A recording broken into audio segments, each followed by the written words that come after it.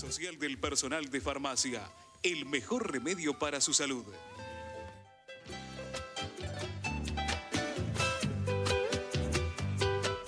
Bueno, comenzamos acá la segunda parte del programa. Sí. Tenemos que agradecer en el día de hoy a una persona que trabaja todos los días detrás de cámara, que hoy cumple años, que es Gabriel Aquino. Así que, Gabrielita, te deseamos un feliz cumpleaños. Muchas gracias por todo que vos, junto a Mariano y todo el equipo, bueno... ahí está, mira, ahí estamos viendo. Ahí la estamos viendo. Salís linda en cámara, que no te gusta salir. Ahí la estamos viendo, bueno. Ella hace posible que todos los invitados vengan acá y realmente el programa cada día sale mejor. Un lujo tener los invitados que tenemos. Y ahora sí, hablamos con el doctor Alessandro. En definitiva, primer tema decís, hay beneficios con la tarjeta argenta, pero sacarla es como para decir, queremos borrar del pasado lo bueno que... A ver, vamos a hablar de la óptica de este gobierno. Lo poco bueno o lo mucho bueno que hizo el gobierno anterior. En realidad van a relanzarla. Sí. Van a relanzarla para mí más de lo mismo. O sea, no va a haber una mejora sustancial en cuanto a los comercios adheridos, porque en realidad venían funcionando bien. De hecho, el gobierno no la quita por irregularidades. Claro. Porque se le preguntó a Basso. Yo estuve en la conferencia de prensa y le preguntamos y se le preguntó... y aparentemente no hay irregularidades, están investigando, pero quitan por quitar. Ahora, en este quitar por quitar sí que benefician a los jubilados con una quita de intereses, está bien. Ahora, el interés que aplicaron sigue siendo muy alto. ¿Por qué? Porque si bien redujeron el interés de entre un 24, o sea, era 31 a un 35%, dependiendo del crédito que se tomaba, ahora va a ser del 25% al 31%. Entonces, lo reducen, pero si pensamos que el Fondo de Garantía de Sustentabilidad es de los jubilados y que el ANSES prestó plata a los beneficiarios del Procrear, por ejemplo, a tasas del 21, 22%. Con la plata de los jubilados. Con la plata de los jubilados y que le da al Ministerio de Hacienda, porque está comprobado, a tasa cero, entonces los jubilados hoy están pagando a todo un circuito económico que realmente no es así. Tienen que reducir aún más las tasas de interés para los jubilados. Y si proyectamos que el presupuesto está pautado del 2017 con una inflación del 17, entonces aplicarle un interés del 24 sigue siendo muy alto. Bien. Entonces realmente según los anuncios, van a beneficiar, pero tenemos que seguir profundizando. ¿Cómo van a adquirir productos? ¿Cómo van a ir? A ver, la tarjeta argenta no funciona más. El plástico no me sirve más. No, el plástico no sirve más. Lo que van a hacer es, el crédito de 30.000 lo pasan a 40.000 pesos. O sea, que el jubilado va a recibir hasta 40.000 pesos. Lo ajustaron por inflación. Lo ajustaron por inflación. Claro, pero para ir a comprar...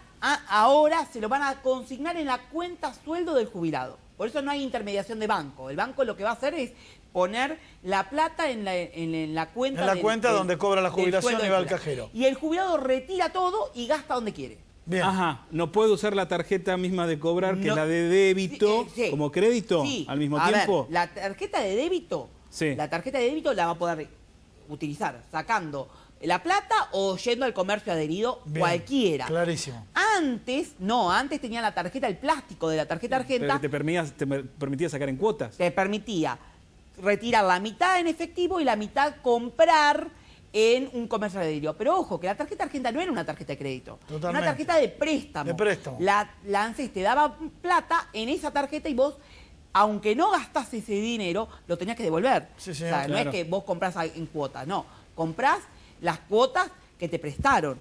Pero si vos no gastabas esa plata, la tenías que devolver igual. Por eso sigue siendo medio tramposo el asunto, pese a que venimos mejor de lo que había antes, que eran tasas usurarias cuando estaban las financieras que tanto estrago causaron. Sí, y esperemos que nunca vuelvan. Porque hay proyectos legislativos que del Frente Cambiemos, de algunos diputados que están pidiendo la vuelta o el retorno de los usureros. De los usureros, de los privados, ¿no? Sí. No los llaman usureros, los llaman privados. Yo le digo usureros. Vos le decís, sí, a ver, comparto contigo. Ellos lo dicen pero cuando la gente que lee el diario, la gente que lee el diario no va a leer usurero, va a decir los privados que asumen, discúlpame, que asumen el riesgo. Pero permitinos un poquito y seguimos más contigo. Vamos a hablar con el doctor Ferro.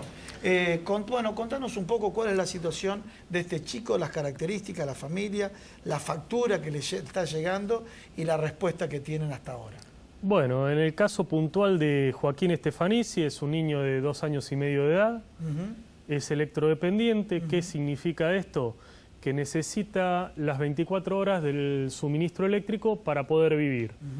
Él está conectado a un aparato que le suministra oxígeno, eso tiene que estar las 24 horas del día. Sí.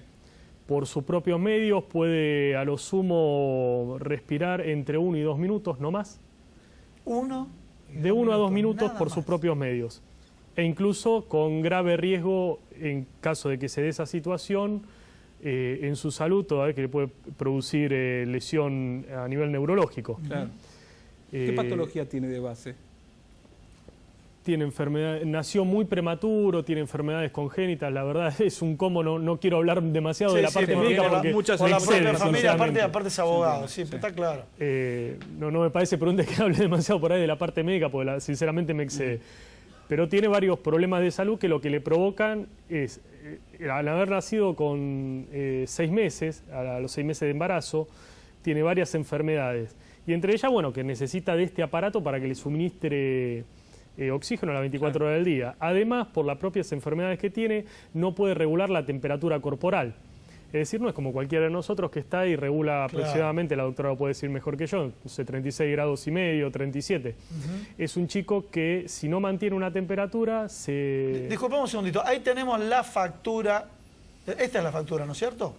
A ver si la tenemos, no sé. Esta es la factura, pero es la factura que nos mandó, no es la factura que nos mandó el doctor, pero a ver, le llegó una factura de 5.500 pesos. 5.500 pesos. Nosotros hemos iniciado... No es esta precisamente figura como factura, pero 5.500 pesos. 5.527, si quiere le digo el importe exacto. No sea problema, por favor. El tema es que ellos no pueden consumir menos. Pero eso el ENRE y el EDESUR, que es el caso puntual de esta familia, al igual que otras empresas distribuidoras como es Edenor y demás, dice, bueno, consuma menos también. El tema es que no pueden consumir menos. No, vamos por orden. A ver, el ENRE es aclarémosle a la gente, el ENRE es el ente regulador. Y EDESUR y Edenor, en este caso es EDESUR, son aquellos que te proveen el servicio. La primera pregunta que te hago, porque hay que separarlo, más allá de los términos jurídicos y tu conocimiento jurídico. EDESUR le dice, consuma menos. El tema es el siguiente. Lo que propone desde el Ministerio directamente de Energía y Minería de la Nación, que preside el ingeniero Juan José Aranguren, desde ahí para abajo, decir ENRE, decir las distribuidoras y demás, la respuesta es consuma menos. El tema es que esta gente no tiene opción de consumir menos. Es vida o muerte. Es una cuestión de salud. No están conectadas las 24 horas del día a un PlayStation donde el chico se la pasa jugando. Está conectado a un respirador que le suministra oxígeno. No puede vivir de otra manera. No puede respirar más de 2 minutos. Entre 1 y 2 minutos por su propio medio. No hay forma de que, la ley no contempla hasta este momento estas situaciones. No existe. Con toda la movida comunicacional que hemos iniciado para exponer esta problemática y que la sociedad se entere de que hay personas que están... Porque, la familia Estefanici es una de varias familias electrodependientes en la Argentina. En ese marco se hizo un proyecto de ley que está en el Congreso de la Nación, que lamentablemente hoy no le dieron más curso. Discúlpame, quiero hacer acá un paréntesis. Señores, no le dieron más curso un proyecto de ley vinculado con los electrodependientes. ¿Saben a qué le quieren dar curso como proyecto de ley? Primero el tema del chip del voto electrónico, que parece en Estados Unidos, que algunos vieron las votaciones, muy pocos estados tenían voto electrónico con el chip, muy pocos estados y con mucho conflicto. Pero quieren darle como proyecto de ley al voto electrónico, no a los electrodependientes, y también como proyecto de ley el debate. O sea, ustedes saben, ayer un partido dijo que era Día Nacional de la Mentira porque lo que se dijo en el debate no era verdad. Dejando de lado si es verdad, no es verdad y demás, ¿les parece a ustedes que el proyecto de ley sea obligar a los candidatos a debatir cuando realmente lo que dicen a lo que hacen dista muchísimo y de pronto no se ocupan de los electrodependientes? Realmente esto es una llamada de atención para todos los legisladores, ¿no?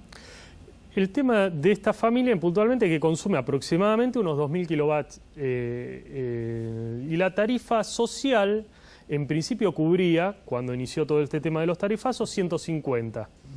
Bueno, estamos obviamente muy lejos. Actualmente la última resolución que había dictado el Ministerio de Energía y Minería la elevaron a 600. siempre y cuando también no se excede en la demanda y uno pierda el beneficio de la tarifa social y además lo penalicen por el consumo excesivo. Volvemos a lo mismo. De 2.000 a 600 estamos hablando, a grosso modo, de un cuarto de lo que pueden consumir. Sí. No es una solución. Bueno, usted después tendrá que evaluar cómo consume. No puede consumir menos. Bien, discúlpame, quiero... No se puede. Yo lo que quiero hacer hincapié es que no es racional, no se puede. No me cabe la menor duda. Y la pregunta que nosotros nos hacemos es, bueno, todos pagamos impuestos, tributamos, etcétera, es una de las mayores ingresos que tiene el Estado, ¿no? Ahora, si el Estado no me va a garantizar el derecho a la vida y el derecho a la salud, la pregunta que yo me hago es, ¿para qué está el Estado? Porque si de ahí, si lo básico y esencial no me lo protege, bueno, no puedo hablar más nada. ¿Recurso de amparo hiciste ya? Claro, eso, desde la justicia. Iniciamos, cuando fue el tema de los tarifazos, que ni bien empezó esto, una acción de amparo. La justicia no respondió a esto, sino que dilató con tiempos procesales y cuestiones de índole de procedimiento la cosa, nunca resolvió. Sí, un sistemático corre ese traslado. Exactamente. A ver, los que somos abogados sabemos que cuando hay que manejar plazos, tiempos y demás, y uno quiere, hablando mal y pronto, patear la pelota para adelante, se puede hacer. Bueno, en este caso han adoptado por esta vía. Sumado a eso, bueno, después vinieron todos los diversos fallos, ya sea de la Corte y otros más, pero bueno, la situación hoy, en cuanto a los tarifazos, hablo a nivel general, no solamente de electricidad, es que están todos vigentes. Bien. Y el tema de lo que nosotros pensamos que en estos sectores deberían estar protegidos. El proyecto de ley lo que preveían era dos cosas muy importantes. Una, que a estas familias, que tampoco son de los 44 millones de habitantes, no es que son todos electrodependientes, pero que a estas familias que pasan por esta situación, el consumo eléctrico sea gratuito para ellos, esté subvencionado. A ver, el término subsidio hoy parece que fuese una mala palabra. El término subsidio parece que hoy fuese una mala palabra, porque dicen subsidio, igual una persona que te roba, igual eso no va nunca al beneficiario. Nosotros no creemos que eso sea así. Yo lo que no puedo entender pero esto debería estar subsidiado. No puedo entender, Facundo, que un juez no me entra en la cabeza, porque si no lo leyó su secretario o quien fuere. A ver, estamos hablando de una cuestión médica de una persona que no puede pagar 5.500 pesos mensuales por una cuestión de salud. Luis, lo dijiste vos. Pero lo dijiste vos, Luis. Pregunta y respuesta. El juez no lo leyó. No se entiende. Es ilógico. Yo creo que hay una falta de sensibilidad social por parte del Ejecutivo. Creo que estos casos deberían estar cubiertos incluso al 100%, porque no consumen porque quieren, sino que consumen para ejercer su derecho a la vida y a la salud, lo más básico y elemental que tenemos las personas. Creo que deberían tener un subsidio por esto y creo que debería estar garantizado por ley. Además, no solamente del consumo, de solventarle el 100% del consumo, sino además que le entreguen un grupo electrógeno, porque cuando ellos sufren un corte del suministro eléctrico, están en una situación bastante apremiante. Salen corriendo, tienen unos tubos de oxígeno portátiles, que son más o menos así, duran aproximadamente entre 2, 3 a 6 horas. ¿Y van a alquilar un grupo electrógeno? O tienen que ir a alquilar un grupo electrógeno. Pero la situación es, hay un corte de luz, tienen que salir corriendo. Sí. Por esto que explicaba anteriormente, de que tiene 1 a 2 minutos de capacidad de respirar por su propio medio. Entonces, inmediatamente tienen que hacer el cambio a un tubo de oxígeno provisorio, que tiene poca autonomía. Totalmente. Entonces, lo que nosotros planteamos es que tenga estas dos cosas. Y si el Estado no está para esto, ¿para qué va a estar? Bien, pasemos de tema hablando del Estado. Se dijo que los jubilados le iban a dar una reparación histórica. Y cuando se dijo que le iban a dar una reparación histórica, por ejemplo, un medio, el de mayor circulación, me refiero a Clarín, salió hace 2 semanas que el 31% de los beneficiarios cobraban menos de 500 pesos. Vos en otro programa nos mostraste algunos clientes tuyos que cobraban 15 pesos, 50 pesos. Bueno, contanos un poco qué es lo que está pasando. Bueno, es eso, se está cayendo la máscara. Pero a ver, con lo que decía acá el colega, ¿sabes qué? La reparación histórica se va a dar cuando los jubilados tengan derecho a la salud, el derecho a un bienestar y un reacomodamiento del sueldo. Si me permitís, más que hablar de la reparación histórica, te voy a contar, te voy a sacar del tema, porque dale, creo que esto va a ser fundamental. estamos hablando de la salud, después va a venir una médica. ¿Vos sabés lo que está pasando en el PAMI, por ejemplo? A ver, Con muchas cosas, pero quiero y eso saber- es la reparación histórica, que no hay. En el PAMI, los jubilados, por ejemplo, se pueden quedar sin su dentadura postiza. Así nomás. ¿Por qué? Porque el PAMI adeuda a los odontólogos la prótesis dentaria. Los odontólogos tienen que pagar al laboratorio que las fabrica anticipadamente. Y el PAMI le está debiendo desde el mes de junio. Eso no es reparación histórica. Porque vos me metiste en el tema de la reparación, pero justo con, Sí, este, sí, con obviamente. este caso creo que vale la pena decirlo.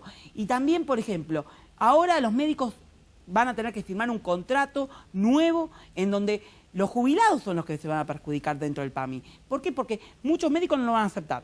Otros van a aceptar y van a venir nuevos médicos a la ¿Te prestación. referís al médico de cabecera? De cabecera. ¿Y sabés Ya qué? se concretó, se fue concretando. Yo entrevisté a una médica de cabecera con el tema de la rescisión de contratos Sí. y de renovación.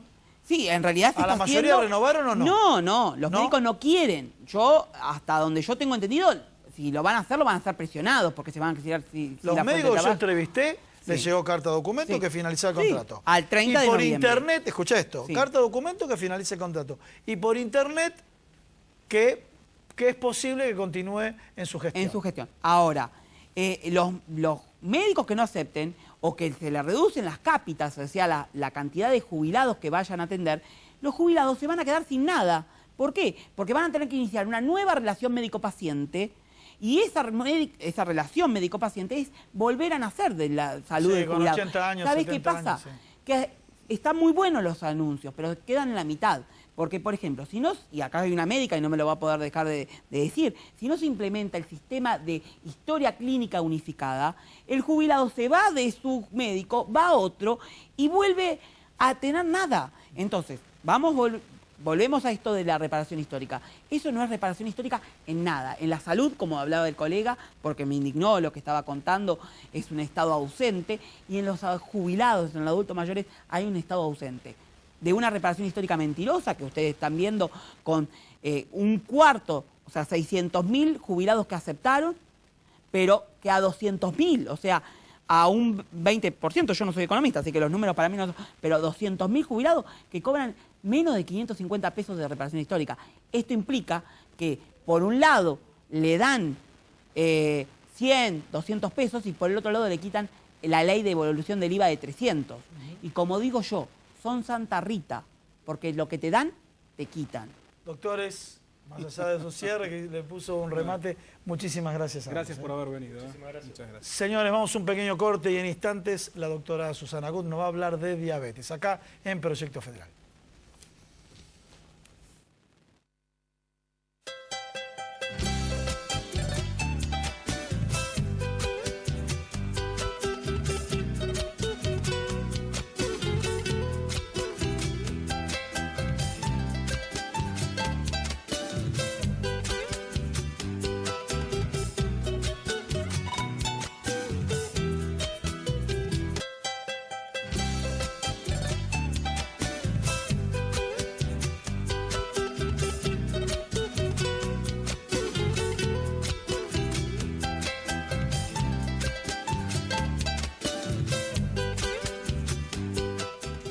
...14 de noviembre, Día Mundial de la Diabetes.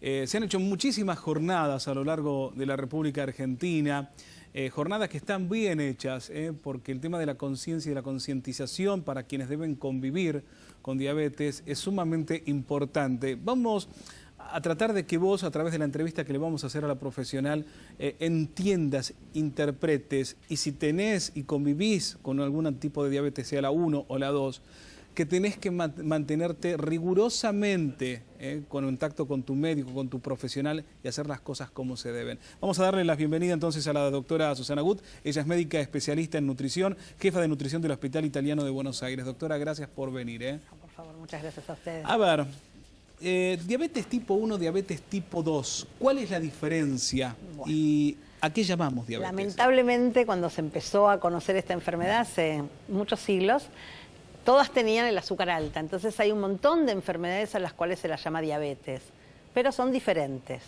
La diabetes tipo 1 le afecta a menos del 5% de la población del mundo y es una diabetes en donde el páncreas carece de la insulina, no puede fabricar la insulina, y eso hace que necesitemos aplicarle insulina de afuera por vía intravenosa, subcutánea, a esa persona. En cambio, la diabetes tipo 2, que es la que padecen el 95% de los diabéticos, es una diabetes en donde la insulina está, a veces está en exceso, pero no puede actuar. O sea, no es que no tenemos páncreas, tenemos un páncreas que funciona y mucho a veces, hasta agotarse, Sí. pero esa insulina no puede hacer su acción. ¿Y cuál es el trabajo de la insulina en nuestro cuerpo? Es la llave que abre la puerta para que la glucosa que está en la sangre Ajá. entre a la célula para ser combustionada y produzca energía. Bien. Porque la nafta de nuestro cuerpo se llama glucosa. O sea que Perfecto. todas nuestras células necesitan glucosa y cuando la insulina no puede actuar, hay esta palabra que hoy en día es bastante común, insulinoresistencia, o sea, hay una resistencia a la acción de la insulina, se produce la diabetes tipo 2. Hay otros tipos de diabetes también, Sí, sí, una pero que se digamos llama son LADA, las- otra que se llama MODI, otras que son genéticas. Hay otros tipos de diabetes también, no son las únicas dos, pero son las dos más prevalentes. Sí. Por supuesto, la tipo 2 es la más solapada, la que menos nos cuenta que está, la que el individuo puede vivir años y años y se entera tardíamente. En la tipo 1 no, porque al no haber insulina, rápidamente la persona empieza a tener mucha sed, a orinar mucho el azúcar, porque el azúcar sigue estando en la sangre y se pierde peso aunque come mucho, y si no es tratado rápidamente termina con un coma, con una pérdida de conocimiento, internado y se le hace el diagnóstico. A ver, cuando uno habla de... Las dos diabetes solamente son importantes y relevantes, ¿no? Así es. Pero cuando hay una persona que, bueno, se le diagnostica directamente, vos tenés que convivir con diabetes tipo 1 y vas a pasar a ser insulino dependiente de por vida.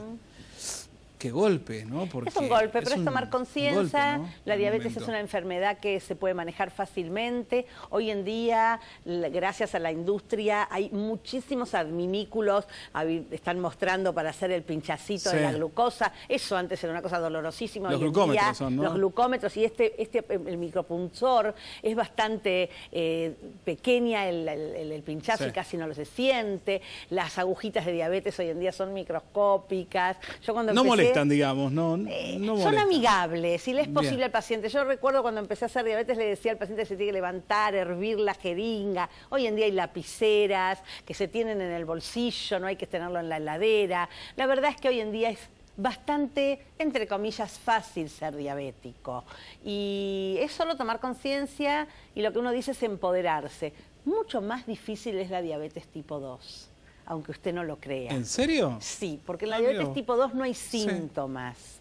Entonces, el paciente come igual y se está dañando por dentro. El paciente a veces no toma la medicación, y no le pasa nada grave en el día, pero dentro de su cuerpo, en cada una de sus células, en sus nervios, en la retina, en su riñón, en su corazón, sí le está pasando algo muy grave.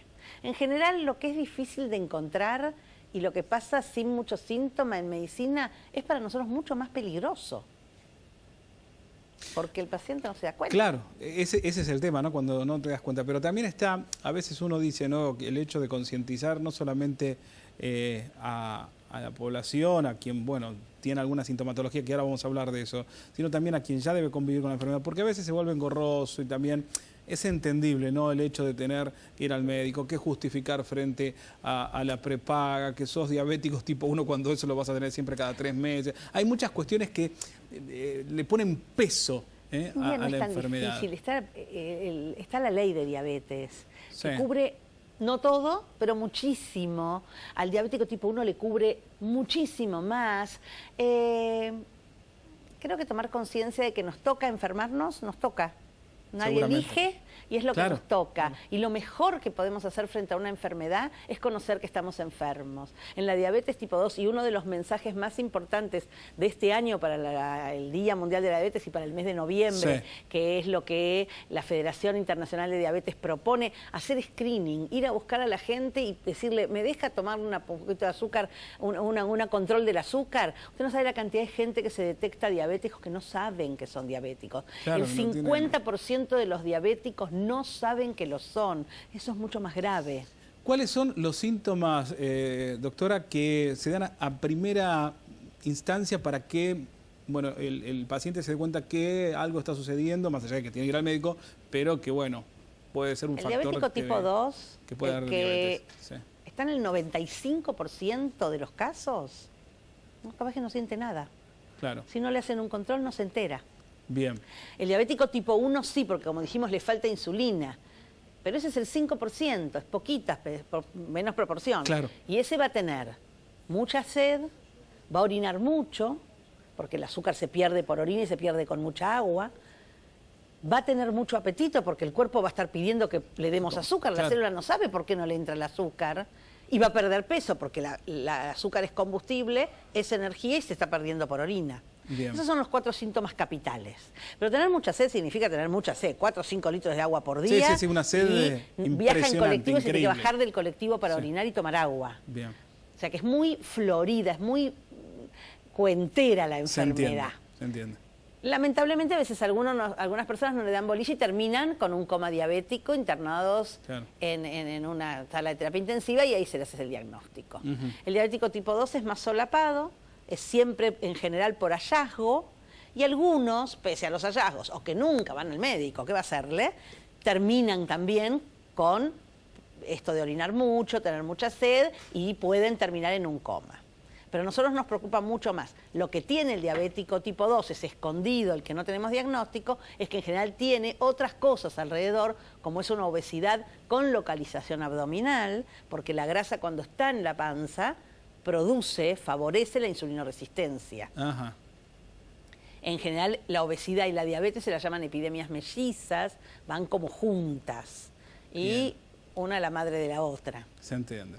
Bueno, nos hemos quedado sin tiempo, nos dice producción. Bueno. Doctora, gracias, la vamos a volver por a invitar favor. porque queremos hablar de muchísimas cosas. Desde la alimentación, fundamental, el ejercicio y a interpretar un poco más este tema. Pero por lo menos también nos ha aclarado bastante el panorama. Muchas gracias por haber venido, doctora. Amigos, nos hemos quedado sin tiempo. Gracias a ustedes por habernos acompañado hasta la semana que viene en un nuevo programa de Proyecto Federal, el programa de la Federación Argentina de Trabajadores de Farmacia. Chau.